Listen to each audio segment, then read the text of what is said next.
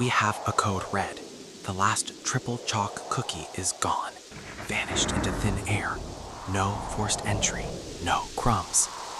And let me guess, you think it was an international spy organization and not just your roommate who was feeling snacky at midnight. Exactly. But when I interrogated him, he just smiled and said, "Wasn't me, bro," but his right eye twitched. Or was it the left one? I don't know. I need superpowers, Owl. I need to be able to rip the truth out of people, mentally speaking.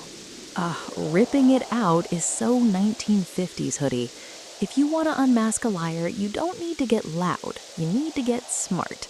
The FBI uses techniques based on the cognitive load of the brain. Lying is heavy lifting for the human mind. Heavy lifting? I thought professional liars were, well, pros. Nobody is a pro against their own biology. Take off that paper hat. I'm going to show you how to shatter anyone's mask in seconds, whether it's about cookies, a toxic relationship, or your boss.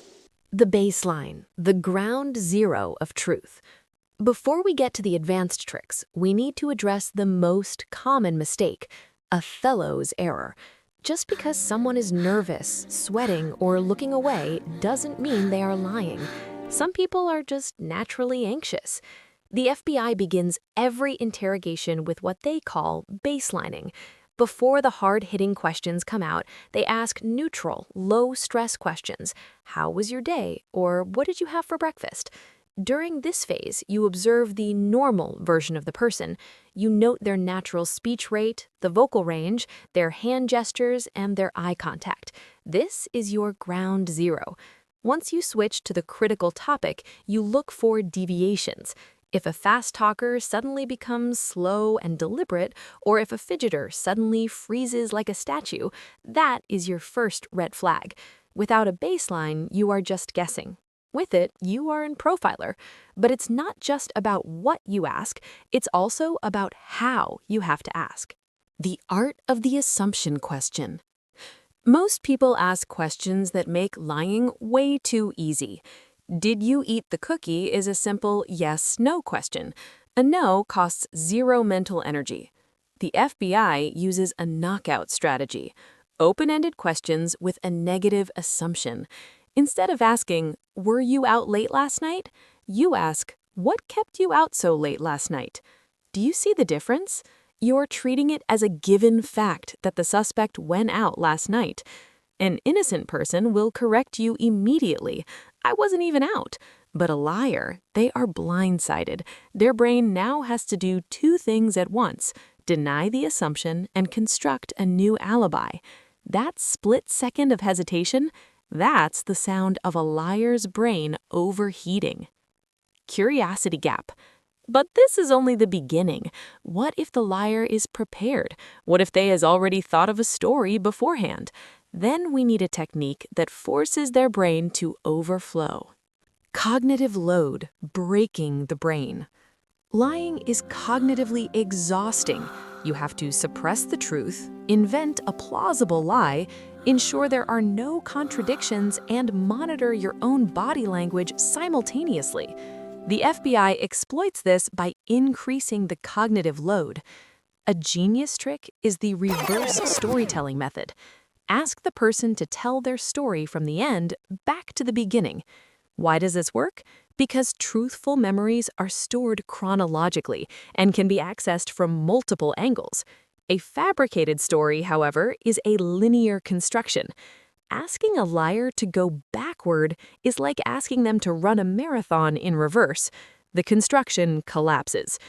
Another elite trick, the random detail interrupt. Right in the middle of their story, interrupt them with a completely irrelevant question about the context. Wait, what was the weather like just before you entered the shop? This unexpected curveball forces the liar to juggle their fake story and new, unplanned details. Usually they start stuttering or contradict their previous statement within seconds.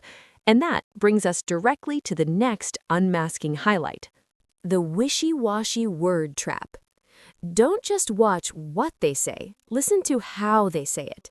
Liars are terrified of being pinned down. Subconsciously, they use distancing language or wishy-washy words like maybe, I guess, probably, or as far as I can recall. Why? Because they want an escape hatch. If they are caught later, they can say, I only said I think that happened. An innocent person says, I was at home. A liar says, I think I was probably at home. Listen for the qualifiers. They are the aroma of a fake story. We have the science now, but what about the psychological warfare? There are 5 specific questions manipulators use to silence you. When you hear these, you shouldn't just be suspicious, you should run. We have now explained the questioning techniques of FBI agents, but what about the mind games of liars?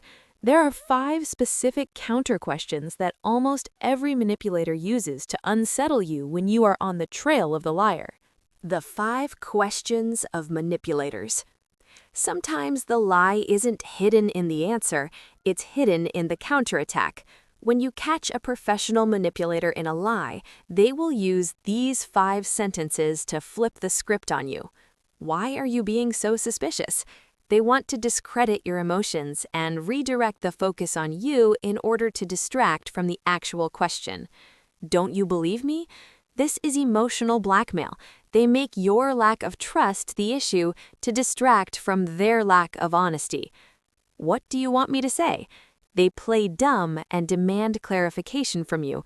This gives the liar time to sort out his story in his head. Can't we just forget about it? They want peace without taking responsibility. This is toxic forgiveness. Don't you have anything better to do than think about something like that? That's the nuclear option. They frame you as the destroyer of the social relationship with each other just because you demand the truth. If these or similar questions appear, the conversation is over. Very likely you haven't just found a lie, you've also unmasked a manipulator who is trying to control your reality. What are you missing now? The final proof. The fake detail trap. The ultimate checkmate. If you are almost certain but need the final proof, use the fake detail trap. Inject a false detail into the conversation that you know for a fact is wrong. Example, you said you were at the cinema, but wasn't there that massive power outage in that district last night? A truthful person will correct you instantly. Power outage? I didn't notice anything. The movie played fine. A liar? They will often agree because they're afraid that contradicting you will make their whole story fall apart. Oh yeah, the power outage. It was terrible. We had to leave early. Boom. Checkmate. Hey bro, what kept you in the kitchen so late last night? I wasn't even in the kitchen. I guess I was probably in bed the whole time. Really? Because on the radio they said that last night gravity briefly failed in our kitchen. Did you feel that too? Oh yeah, man! My water glass almost floated to the ceiling! Totally crazy! Wait a minute. And there we have it, the gravity bug in the liar's brain. Caught! You owe me a pack of cookies. Lies have short legs, but those who know the FBI techniques can see them coming from a mile away. Protect your heart, your mind, and your cookies. And subscribe to the channel. If not, I'll find out.